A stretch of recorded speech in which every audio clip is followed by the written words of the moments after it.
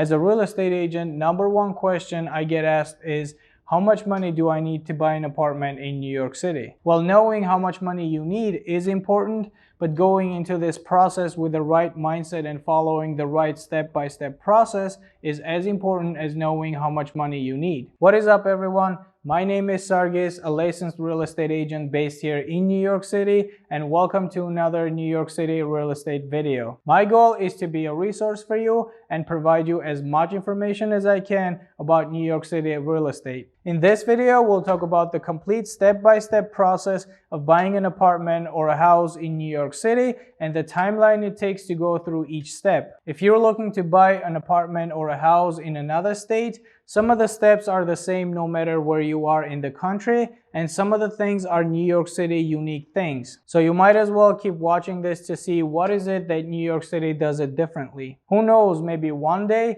you'll decide that you want to buy an apartment in one of the greatest cities in the world. So first of all, before getting to step one, step 0 would be the decision to buy or rent. We are not going to talk about this here since there is no one-size-fits-all approach. Buying is not always better than renting, and vice versa. Renting is not always better than buying. Buying versus renting depends on your specific situation, and there are a lot of things to consider before making the decision. I will do a separate video on this topic and talk about the differences between buying and renting in New York City. Just check the description. I will put the link of that video in the description below when it's ready. So assuming that you went through step 0 and you made a decision that buying works better in your case. Step 1 is to gather your team. I say this all the time and I will say it again. Buying or selling a property, especially in New York City, is not a do-it-yourself project. The transactions can be very complicated and you'll need a team of professionals to help you go through this step by step. The first 3 people are your real estate agent, real estate attorney, and your mortgage broker or your loan officer if you're financing. All of them play an important role in your home buying journey, especially your real estate agent. And I'm not saying this because I'm a real estate agent, but because your agent is with you starting from step 1, sometimes even from step 0, when you're trying to decide if buying is the right choice for you, all the way till the end when you get the keys to your apartment. There is no question that everyone else plays an important role, but they will step into the game at a certain point. So because your agent is with you from start to end, they are going through every step of the process together with you. They know how each step works and should be able to take a lot of stress away from you. The next person in your team is your mortgage broker or your loan officer who will start your mortgage application and find the best loan product for you. And the third person is your real estate attorney. In New York City, it is common and recommended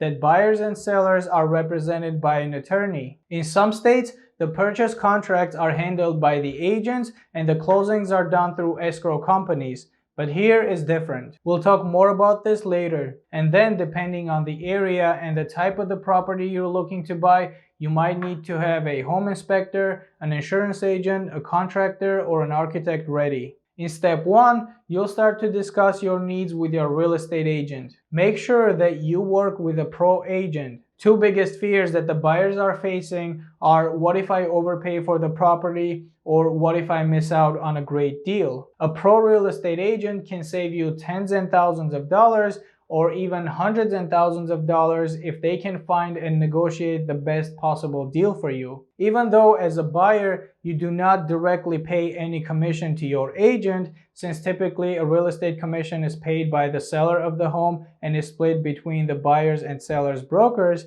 a bad real estate agent can end up costing you extremely expensive if they're not responsive, don't know the market, don't have skills to negotiate, and can't properly answer your questions. Your high school buddy Joe, who just happens to have a real estate license and shows a few apartments here and there as a side job, is not a pro. Ask friends, relatives, colleagues for referrals, and look up the brokerage websites to check the agent's online profile. Read about their specialties and experience, and see the agent's past transactions. It's always good to interview at least 3 agents. Ask them questions and pay attention to their communication skills and knowledge. When you talk to the agent, Does the agent seem competent and knows what he or she is talking about? Do they know all the moving parts of the process? When you ask them a question, is he or she able to explain you clearly without mumbling and avoiding the question? Are they able to listen to you carefully and understand your needs? If you email or text them, how long it takes for them to get back to you? I'm not saying that they have to answer the phone every single time you call them or respond to your email within a minute,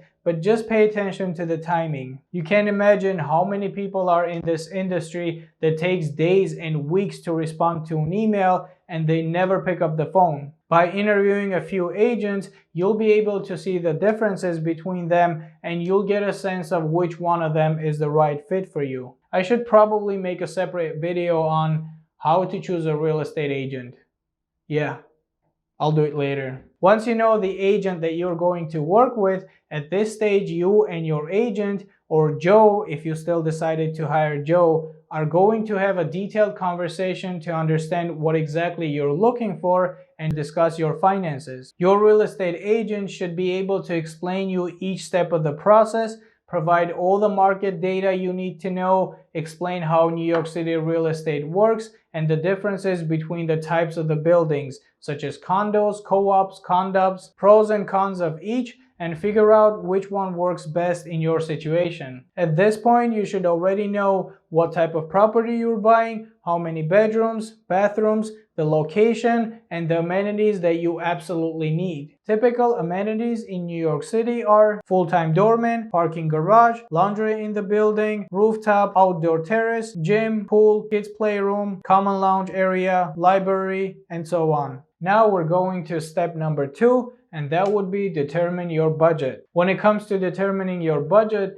the first thing would be to figure out how much down payment you need. This depends on the type of the property you're buying and type of the loan you're getting. When you're buying an apartment, co-op buildings and some condos will require a minimum down payment. If you're buying a house, the type of the loan and the purpose of your purchase will determine how much money you need for down payment. When it comes to loans, two most popular options are conventional loans or FHA loans. FHA is a government-backed mortgage that allows the buyers to have as little as 3.5% down payment. Conventional is by far the most popular one that works for people with good credit. The mortgage can be a fixed rate or adjustable rate. The mortgage amount will determine your monthly payments. The more money you put down, the less will be your monthly payments. There are also mortgage points, which is a form of prepaid interest you can choose to pay up front in exchange for a lower interest rate. If you're buying an apartment in a condo or co-op,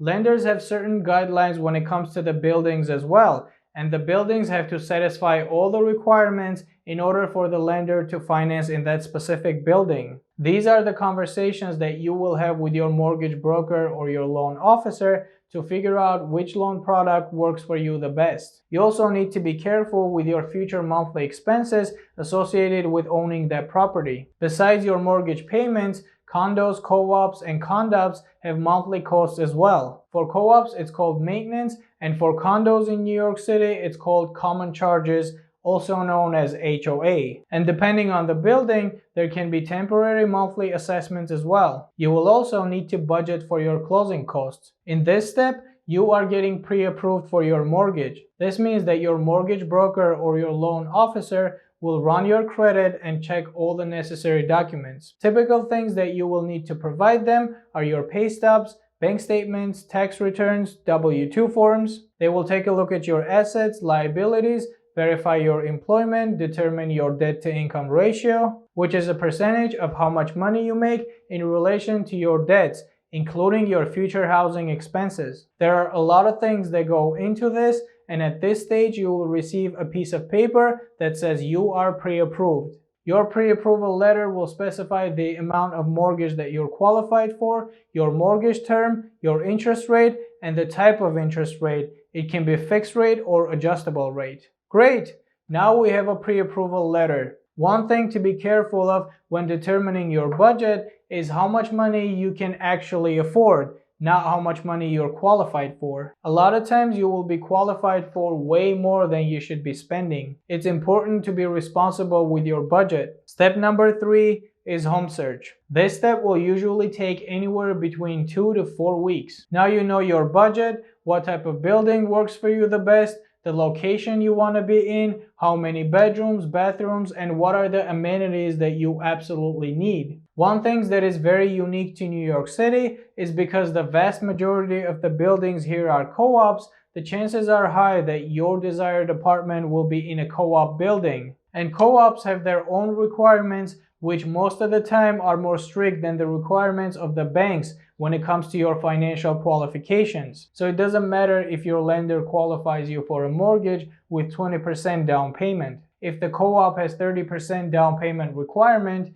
you need to come up with more money or just keep looking. It is your agent's job before making an offer to make sure that you qualify for not only a purchase price of that amount, but you qualify for that specific building as well. The qualifications for co-ops can be a minimum down payment, maximum DTI, post-closing liquidity, which means how much liquid assets such as cash or cash equivalent you have after closing, and a few other things which you can see in my previous videos where I talk about condos and co-ops in details, including the requirements. So if you're not familiar with those terms, just watch the videos, links are in the description below. Things aren't so much complicated if you're looking to buy a house. At this stage, you might find yourself in an overwhelming situation where you have so many options and data to analyze that you just can't make any decision. A pro real estate agent will have a specific system that they use when it comes to apartment search and the decision-making process. I can make an hour-long video talking about the apartment search and the decision-making process,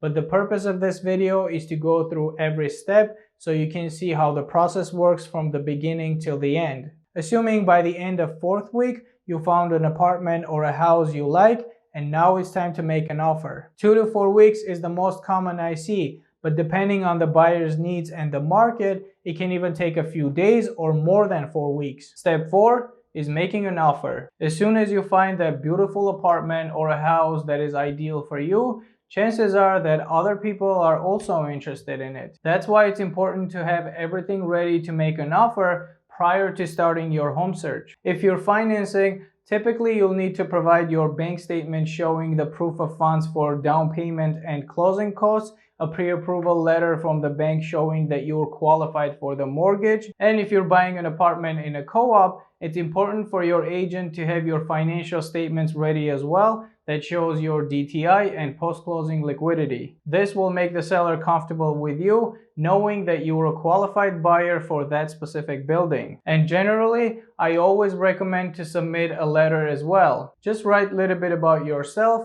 your occupation, your hobbies, and what do you like about this home. This helps to make a good connection with the seller. In terms of what price to offer, this depends on the current market and your situation. You might have a room for negotiations, or you might even need to make an offer over asking price. The asking price is not always what the apartment is worth.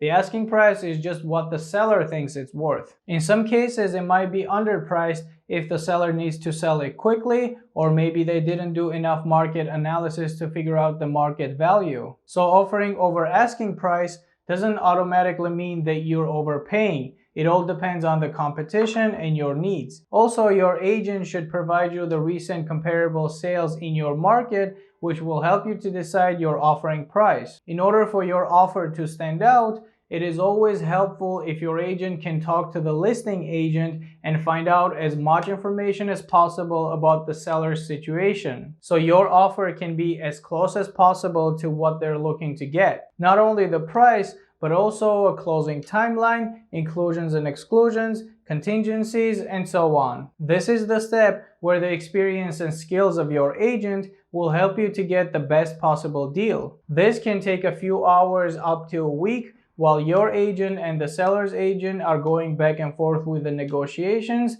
and hopefully you'll have an accepted offer. Next is step number 5, contract signing. After you have an accepted offer, the agents will prepare what's called a deal sheet. The deal sheet will go to both attorneys, and it is just a summary of what you have negotiated with the seller. The deal sheet specifies the important terms of the transaction, such as the price, dates, inclusions and exclusions, and contingencies. Just one note here, an accepted offer and a deal sheet are not binding in New York City, whether it's done verbally or in writing. Oftentimes, depending on the market and the property you're looking to buy, the sellers can negotiate multiple offers and multiple contracts, and the same can do the buyers. In New York City, after having an accepted offer, the seller's attorney prepares the contract and sends it to the buyer's attorney for review. At the same time, the buyer's attorney will start the due diligence on the building, and the buyer gets to do the inspection of the apartment or the house. In those videos that are linked down in the description below, you'll see all the details about the due diligence materials for condos and co-ops in New York City. While your attorney is doing the due diligence,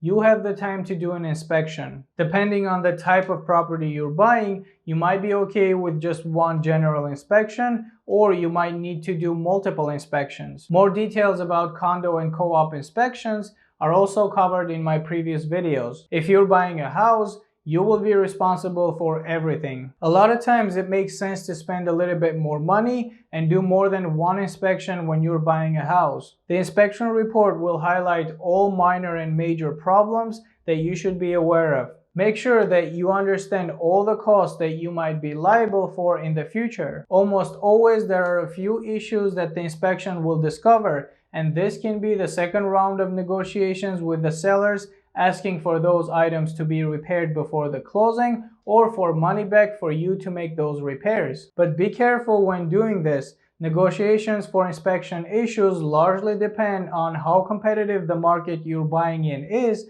and the terms of your original offer being accepted. Don't lose the home of your dreams over some small cosmetic issues, but at the same time, be careful not to overpay or be responsible for a large repair after you complete the purchase. Consult with an architect or a contractor to make sure that you fully understand what you're buying, and hopefully your agent and your attorney will be able to direct the negotiations in the right way. This takes about 1 to 2 weeks, and by the end of second week, you should have the inspection report, contract finalized, and ready to sign. If everything looks good and you understand all the terms in the contract, and if you're buying a condo or a co-op, you also understand the building you're buying in, now it's time to sign the contract. The buyer will sign the contract first and submit a contract deposit. The contract deposit, also known as earnest money deposit, in New York City is typically 10% of the purchase price, but it depends on the transaction. This shows the buyer's seriousness and willingness to complete the transaction. Once you receive the countersigned contract,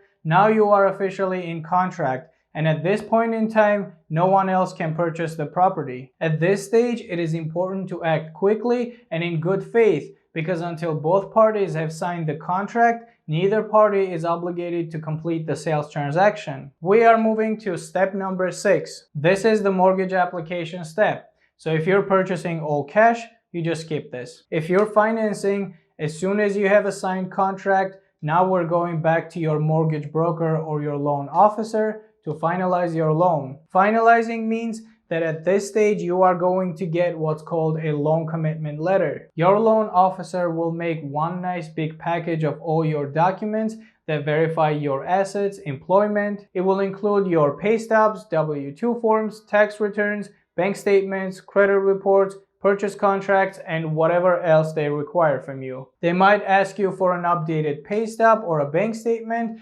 depending on how long it took you to go from pre-approval to contract signing. During this period, your bank will order an appraisal. Since your lender will hold the property as a collateral, they have to make sure that it's worth the money they're giving you. In case if you default on your mortgage, they can sell the apartment or the house and get their money back. Otherwise, you would be free to make a $2 million offer on an apartment that's worth $800,000, and after getting the loan, you don't make any payments and default on your mortgage, the bank will realize that, wait a minute, this apartment wasn't even worth this much to begin with. When the bank gets the appraised value, and if everything is okay, now it's time for your loan officer to submit everything to the underwriter. The underwriter looks, verifies all the information about you, and makes sure that everything is according to all the federal guidelines. This is when you get your loan commitment letter, which typically says that your loan has been approved subject to certain terms and conditions below. And it's normal to have a condition and a few to-do items. You will continue working with your loan officer or your mortgage broker to clean up your file and make sure that all the conditions are met for the lender to issue you a closing disclosure. Once you have a commitment letter, the next steps are a little different depending on what type of property you're buying. If you're buying a condo or a co-op apartment, step 7 would be the purchase application, also known as the board package, which your agent should start as soon as you have a signed contract. So steps 6 and 7 technically start at the same time if you're buying a condo or a co-op apartment with financing, but you will need your mortgage commitment letter in order to complete and submit your board package. Different buildings have different requirements when it comes to a board package. I'm not going into the details about the board packages here in this video since I already have that covered. Just a reminder about the key difference between a condo and a co-op purchase application. The purpose of the co-op board package is to qualify the buyers. The board of directors will thoroughly investigate your finances and your credit. Every co-op has its own requirements when it comes to buying in the building, and the co-op board can reject your application if you don't satisfy the building's requirements. On the other hand, condo board can ask you for information and see your finances, but they don't qualify the buyers. If you're buying in a co-op building, after the board reviews your application, you either will receive an interview invitation, which hopefully you do, or they might ask for some additional documentation depending on your situation, or they might just reject your application, assuming everything was done correctly and you received an interview invitation. So step number 8 when buying a co-op would be a board interview. This is not a traditional job interview. This essentially means that everything in your board package looks good to them, and now they want to see you in person to make sure that you are who you claim to be in your purchase application and you won't cause any inconveniences or problems to your neighbors during your ownership. The managing agent usually informs you about the decision within 24 to 48 hours after the interview. Once you're approved, your attorney will begin to coordinate the closing. Step 7 is a little different when you're buying an apartment in a condominium. Here, you're not waiting for an approval or rejection. You're waiting for the condo board to waive its right of first refusal. Right of first refusal means that the condo board has the right to step in and buy the unit with the same price and terms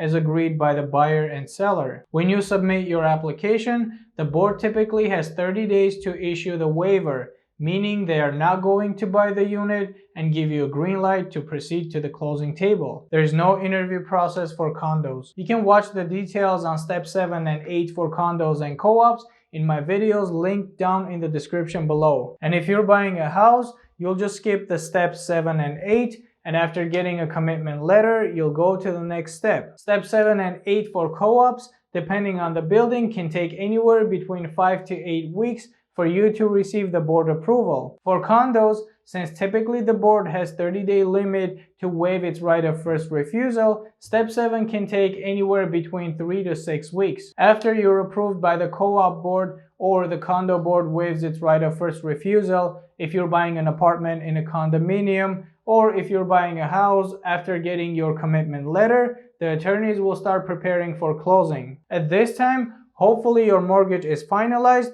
and you received your closing disclosures, which will describe the critical aspects of your loan, including the purchase price, loan fees, interest rate, estimated real estate taxes and insurance, estimated closing costs, and other expenses. It's important to carefully review your closing disclosure and make sure that you fully understand the costs associated with getting your mortgage. When you're cleared to close by the bank, the attorneys will schedule your closing. Because there are many parties involved in closing, it typically takes about 1 to 2 weeks to schedule the closing. But we have one more important step before the closing. So step 9 would be the final walkthrough. This usually takes place a day before closing or the same morning. This is when your real estate agent will accompany you to inspect the apartment prior to closing to make sure that nothing has changed since you made an offer. There was no fire, no leak, or any other damage to the property. All the appliances are in a working order. All the work that the seller was supposed to do is done before the closing, and all the inclusions and exclusions are according to the contract. Depending on the type and size of the property,